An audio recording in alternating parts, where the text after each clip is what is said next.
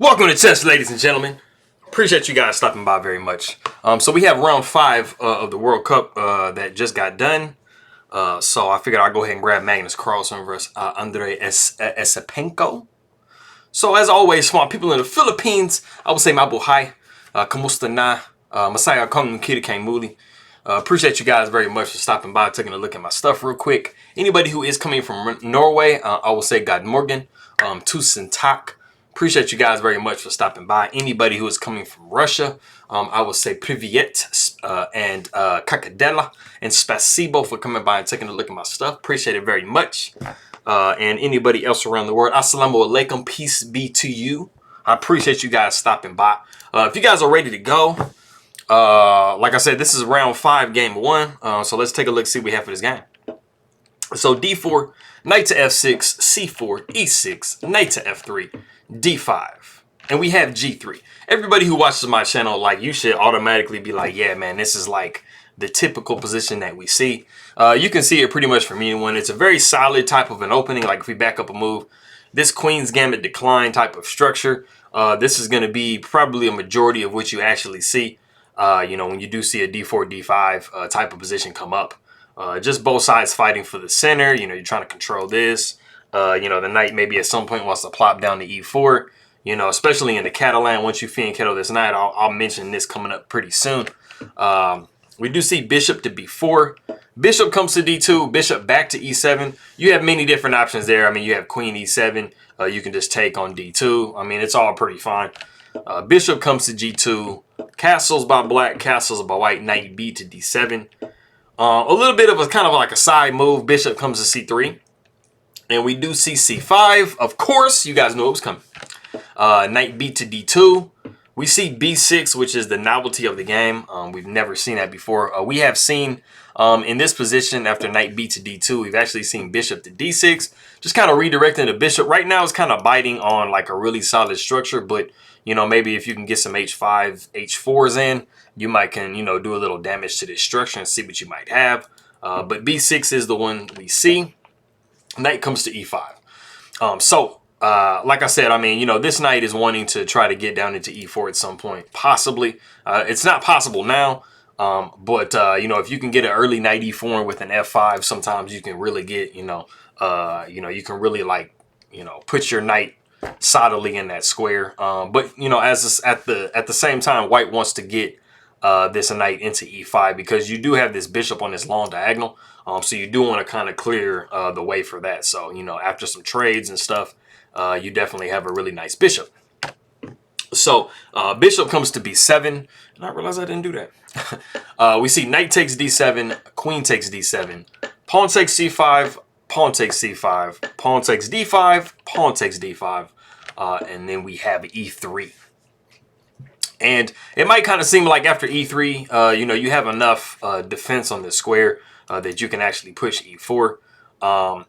If you actually did this in either this position or any of the positions coming up, you will see the bishop capturing here. And the main problem is, I mean, it's an equal like tempo that you guys each have. You know, you guys are capturing pieces. So like if you went into it like this, you would capture, black would capture. But the main difference is you're going to be capturing a rook for white. So after the rook took back, or if you didn't want to go into a further trade, you know, you're just going to be down in exchange. So that's not really where you want to be. So e3. So we see rook f to d7. Rook comes to e1. We see a5. Bishop takes on f6. Bishop takes on f6. We see rook over to c1. And we do see queen coming to b5. Okay, so in this particular position here, we have reached a point, if you do want to pause the video and see what black also has the ability to play, it's actually a little bit nicer than queen to b5. Queen to b5 has a pretty legitimate threat to it, you know, trying to, you know, correct your pawn structure here a little bit. But there is a nicer move in this position. So like I said, if you want to go ahead and stop the video and see if you can see what black has the ability to play, go ahead and do so.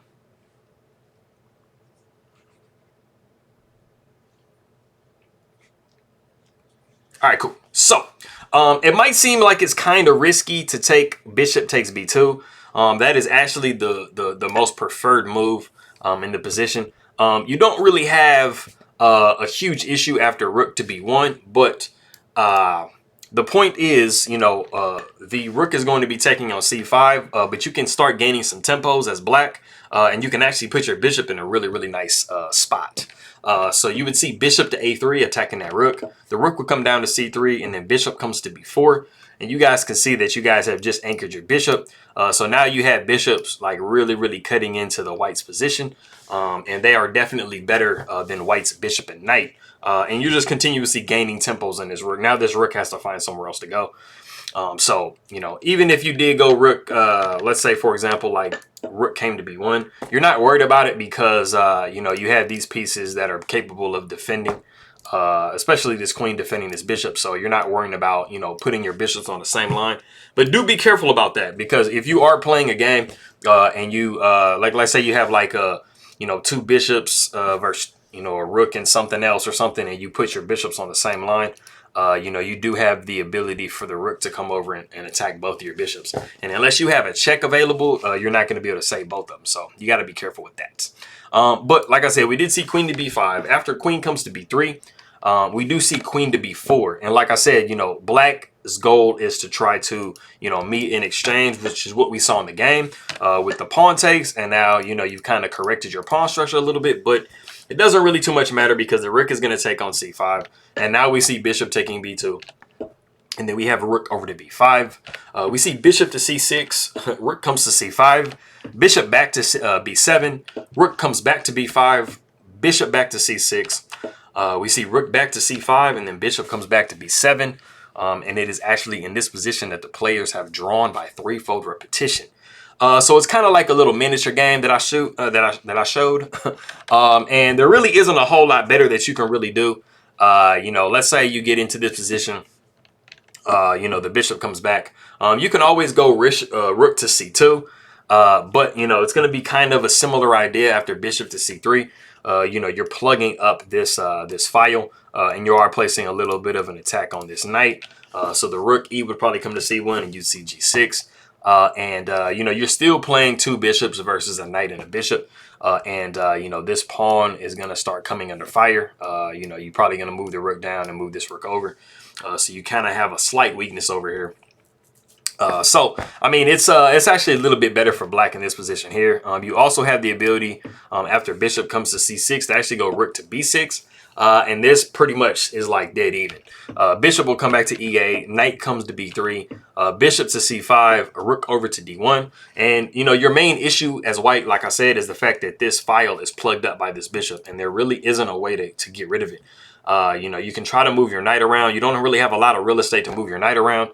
You know, you can't really put it here to attack the bishop. And it's going to be really kind of hard to put it on a4 to attack the bishop. So you're kind of, you know, in a position where, you know, this bishop is like way better than this knight. So, you know, the rook will probably take on a2. Rook will take d5. Rook a back to a8. Bishop up to e4 to give your king a little bit of room to breathe and move. But like I said, I mean, this bishop is just really like holding the position down very well.